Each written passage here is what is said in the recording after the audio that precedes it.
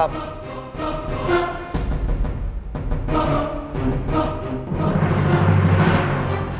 हरिओम।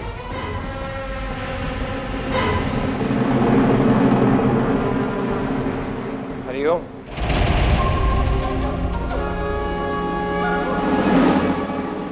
बहुत इच्छा थी आपसे मिलने, बहुत कुछ सुन रखा था आपके बारे में, खासकर आपकी पंक्चुअलिटी के बारे में।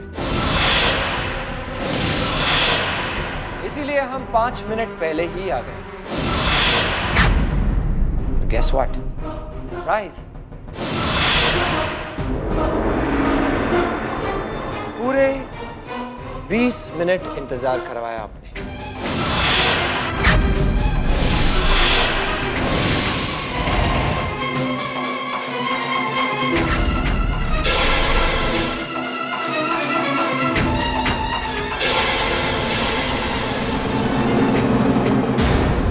माफ कीजिएगा, कुछ देर हो गई। नहीं कोई बात नहीं।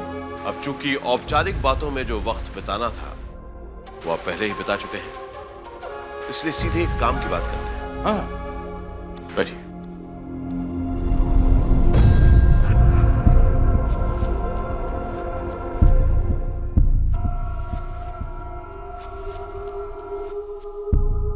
बोलिए। बात बस वही है सर, पैसा। और आजकल अगर किसी जगह पर पैसा है तो ड्रग्स में है। 1000 रुपीज का माल अगर सही जगह पर बेचा तो 1 लाख रुपीज मिलता है मुनाफा। आपकी और हमारी सोच से बहुत ज्यादा भाई। उधर का सारा चैनल पर पकड़ हमारी है, इधर का बादशाह आप है। रुद्रा भाई, अगर आप और हम ज्वाइन है तो वेरी गुड।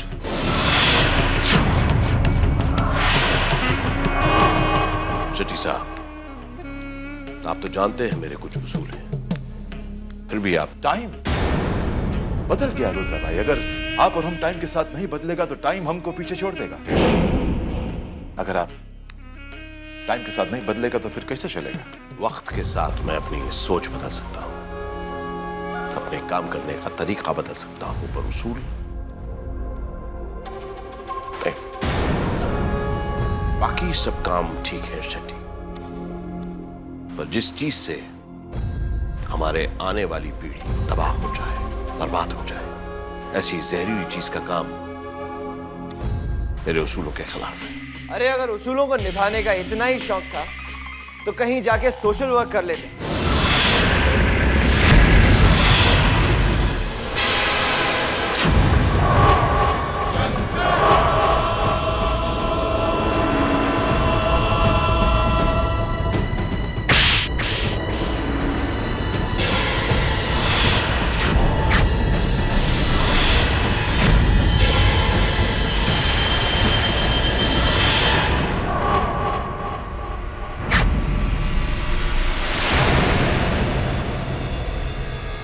ये मत भूलो कि तुम किससे बात कर रहे हो। शेट्टी, तुम अपने बेटे को नहीं संभाल पा रहे हो, साझेदारी में काम कैसे संभालोगे? मुझे नहीं लगता इस बारे में हमें आगे कोई बात करनी चाहिए।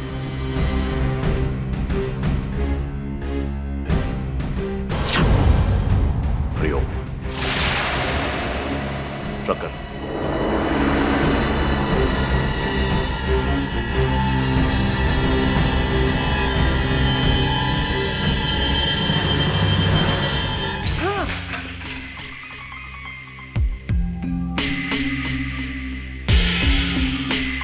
डैड, ये थप्पड़ मुझे पड़ा नहीं या आपको दिखा नहीं? माय सन लायन के घर जाते हैं तो कैट बनकर बैठना पड़ता है। एक्चुअली इसका क्या करेंगे ये बाद में सोचेंगे। कि थप्पड़ जिसने तुम्हारे मुंह पर मारा है ना, इसका बहुत दर्द तुम्हारे अप्पा को हुआ। छोड़ेंगे नहीं इसको? नहीं छोड़ेंगे। हाँ डैड, इस थप्पड़ की कीमत ये शंकर चुकाएगा। शायद किसी अपने को खो के।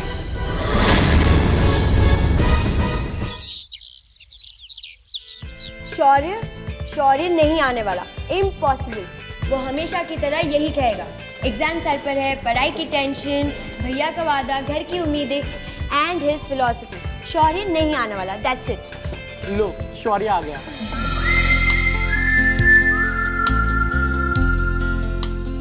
शौर्य, हम लोग हिल्स पे जा रहे हैं पिकनिक के लिए। वहाँ म्यूजिक सिस्टम, चांदनी रात एंड बहुत सारा खाना। तो चलेगा हमारे साथ, बहुत मजा आएगा। मैंने कहा ना रवि, शौर्य नहीं आने वाला। क्यों नहीं? चलो।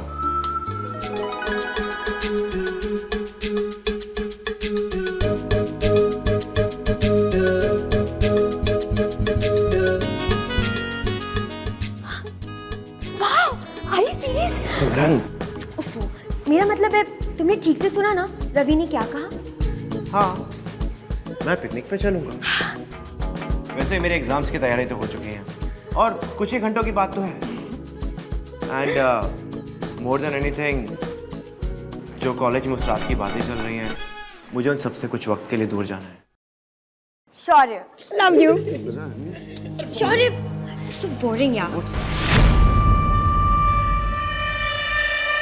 पिकनिक पे तो तू तब जाएगा दूर जब मैं तुझे जाने दूंगा। वैसे भी अच्छा है गाइस, पिकनिक कॉलेज से दूर, ना कोई प्रिंसिपल, ना कोई टीचर, ना कोई वॉचमैन। गेट रेडी गाइस, इनके कैंप के साथ वहां हमारा भी कैंप लगेगा और फिर देखना, इनके पिकनिक के मजे को अगर मैंने सजा ना बना दिया तो मेरा नाम करण। ये आकाश, तूने खाने का सारा सामान रख लिया ना? हाँ, मेरे भुक्कड़ निकम्मे दोस्त, सारा सामान जीप में रखवा दिया है। कैंप फायर और टेंट के सामान के साथ खाना भी रखवा दिया है, पर तुझे खाना वहां पहुंचने के बाद ही मिलेगा, समझा? सिमरन, तुम भी एक जैकेट रख लो, रास्ते में ठंड पड़ सकती है। ठंड? जैकेट। सो गाइस, सब सामान रख लिया ना? हाँ बिल्कुल, खाने का सामान, बियर, स्वेटर, शॉल, सब कुछ रख लिया। अबे मैं इस सामान की बात नहीं कर रहा। तो अरे वो सामान तो सबसे पहले रख लिया। ये देखो। रेडी? रेडी।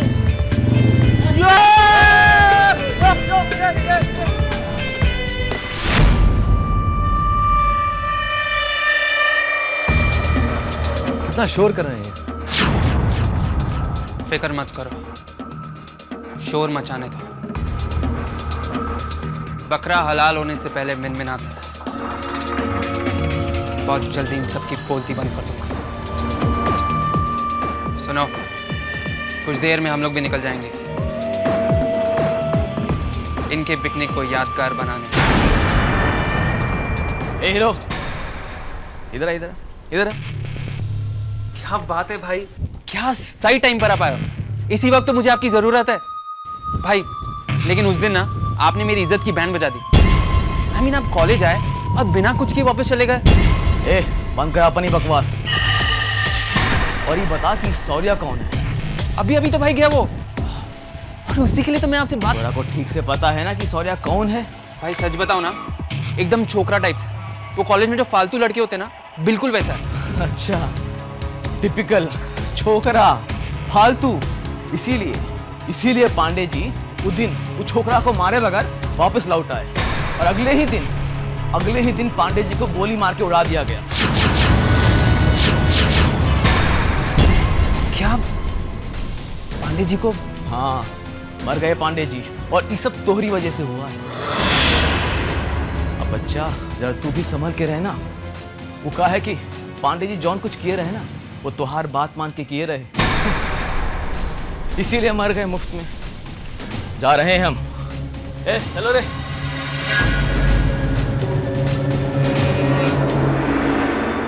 शंकर, मैंने तुम्हें हमेशा से समझाया है, अपने गुस्से पे काबू रखना सीखो। बाबा, लेकिन जिस तरीके से वो आपसे बात कर रहा था। हिंसा का इस्तेमाल तब करना चाहिए जब बाकी सारे रास्ते बंद हो जाएं। और मैं सिर्फ अभी की बात नहीं कर रहा हूं, कल जो तुमने किया उसकी बात कर रहा हूं। मैंने कल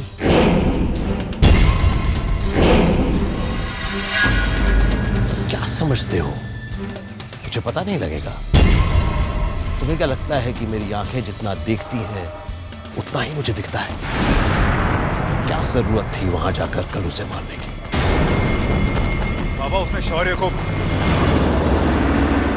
जानता हूं। तुम्हें क्या लगता है मैंने उसे इतनी दूर पढ़ने के लिए भेजा तो उसे उसके हाल पर छोड़ दूंगा? बच्चू पांडे की हरकत की खबर मुझे तुमसे पहले थी। अगर मुझे कुछ करना होता तो मैं कर देता, तुम्हारे वहां पहुंचने से बहुत पहले। शंकर, शौर्य को मैंने इतनी दूर भेजा है ताकि वो हमारी इस दुनिया से दूर रह सके। पर तुमने उसके इतने नजदीक जाकर खून बहाया है, उसकी चीटें उस पर पड़ सकती हैं। शंकर,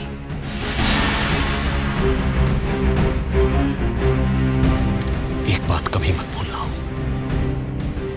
हमारी दुनिया शौर्य की दुनिया से बिल्कुल अलग है। उसकी सोच हमारी सोच के साथ कभी नहीं मिलेगी। और एक बात कभी मत भूलना, हमारे काम की परछाई तक शौर्य पर नहीं पड़नी चाहिए।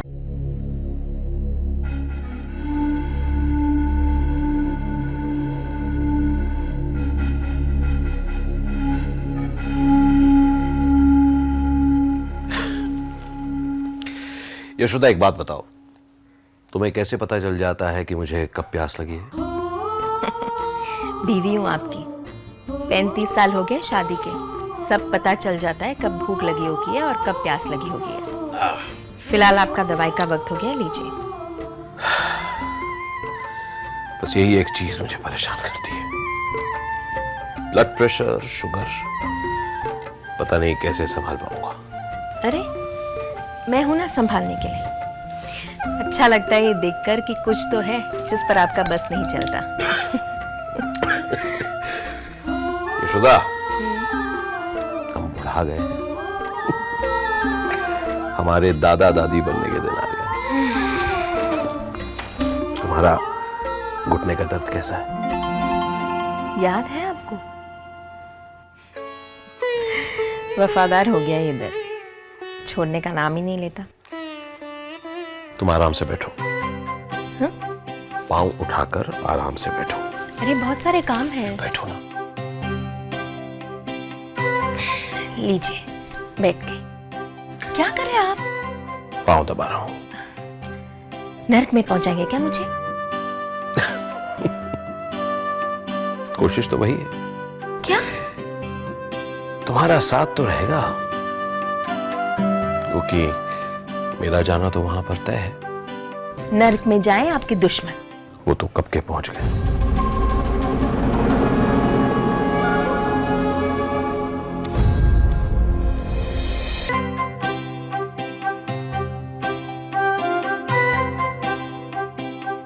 यशोदा, तुम्हें याद है हमारे मोहल्ले में जब पानी का टैंकर आता था, तुम 2-2 बाल्टी लेकर कितने चक्कर काटती थी? याद है? याद है, सब कुछ याद है। और आपको याद है शंकर कितना जिद करता था? हमेशा कहता था कि माँ आप घर पर आओ, मैं पानी लेकर आता हूँ। मैं उसे हमेशा रोकती, लेकिन वो जरूर जाता और वहां किसी ना किसी के साथ झगड़ा करता, किसी का सर फोड़कर वापस आ जाता। पानी लेने जाता और खून बहा के आता। शंकर मीना। यशोदा, शंकर की इसी बात पर मैं आज भी परेशान हूं। दिखता शांत है, लेकिन आज भी अपने गुस्से पर काबू नहीं कर पाया है। यशोदा, मुझे कई बार बहुत डर लगता है। करता पहले है, सोचता बाद में है, और आजकल ये फितरत नहीं चलती। क्या करें, शंकर तो हमेशा से ही ऐसा है।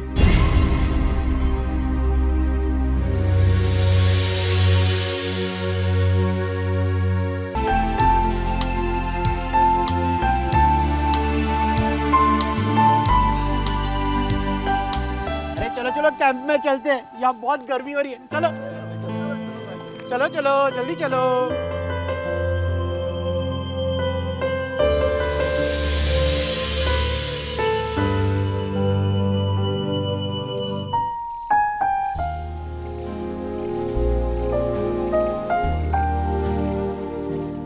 कितनी खूबसूरत रात है ना। ऐसा लगता है कि रात यही थम जाए, सारी घड़ियां यहीं रुक जाए, है ना? और ऐसे में मुझे ना पसंद करने वाले तुम्हारे भैया यहाँ आ जाए। क्या? हम दोनों के बीच में ये भाई कहाँ से आ गया? इस वक्त हम दोनों सिर्फ हमारे बारे में बात करेंगे। हमारा एक छोटा सा घर होगा, हम दो और हमारे 10-12 बच्चे। क्यों, काफी है ना? सिमरन, तुम्हारी बातें छोटी क्यों नहीं होती? 10-12 बच्चे सरकार जेल में डाल देगी। अब 2 बच्चे काफी नहीं है क्या? नहीं। और सुनो ना, हम यहीं पर कहीं पर आकर रहेंगे, इन पहाड़ों में। ये बात मेरे बाबा के सामने करना भी मत। मेरे बाबा ने मुझे यहाँ पढ़ाई करने के लिए भेजा है, ना कि तुम्हारे इन पहाड़ों में रहने के लिए। और आगे जाके मुझे काम भी तो करना है ना।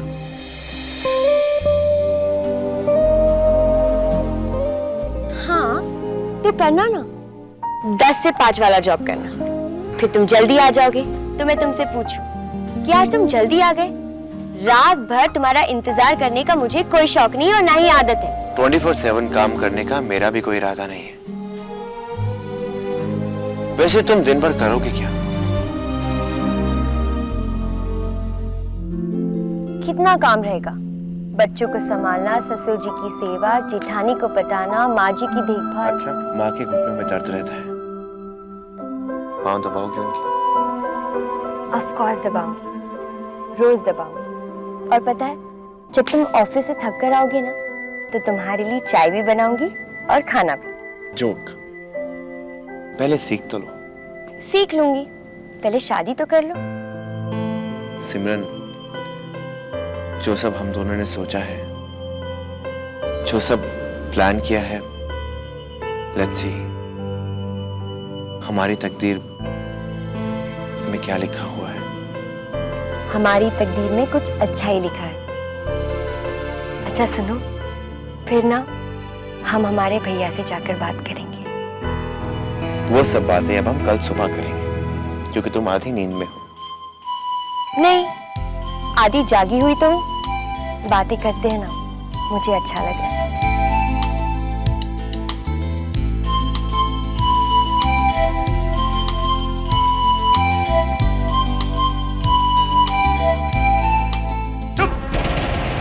अगर ये काम 2 दिनों में नहीं हुआ ना, तो तेरा काम तमाम करने में मुझे 2 मिनट भी नहीं लगेंगे, समझा?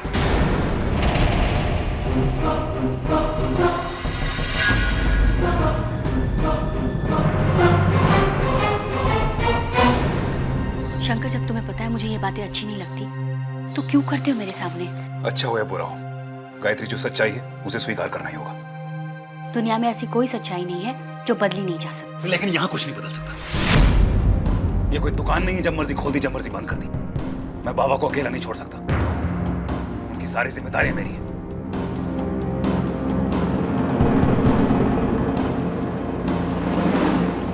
बाबा ने मुझे सपना देखना और उन्हें पूरा करना सिखाया है। एक बाप का सपना उसका बेटा ही तो पूरा करता है, इसलिए मेरा फर्ज बनता है कि उनके सपने मैं पूरे करूं।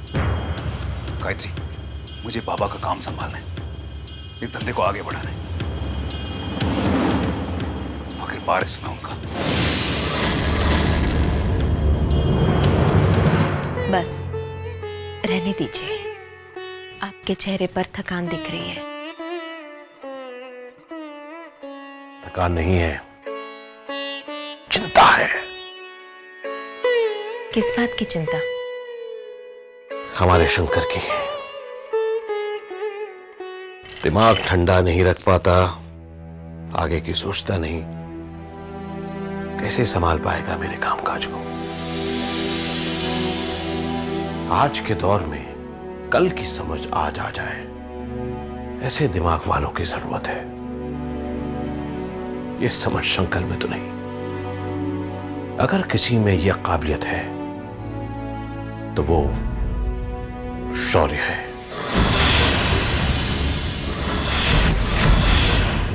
जिस पथ पर मैंने चलना शुरू किया है उस पथ को राजमार्ग बनाने की खूबी सिर्फ शौर्य में है। कई बार मुझे लगता है मेरा वारिस होने का हकदार शंकर नहीं, सिर्फ शौर्य है।